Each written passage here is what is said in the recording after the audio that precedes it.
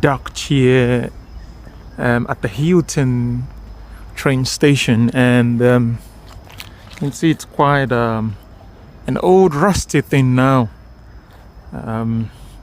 rotten away, way beyond its days of glory. From what we gathered, it might have run, I think it had its last run in 1978. Can you believe that? In 1978, can you believe that?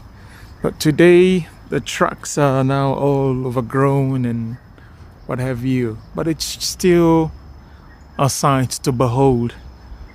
Also, it began running in the late 1800s and finally made its last journey in 1978 or 77, I think, one of the days.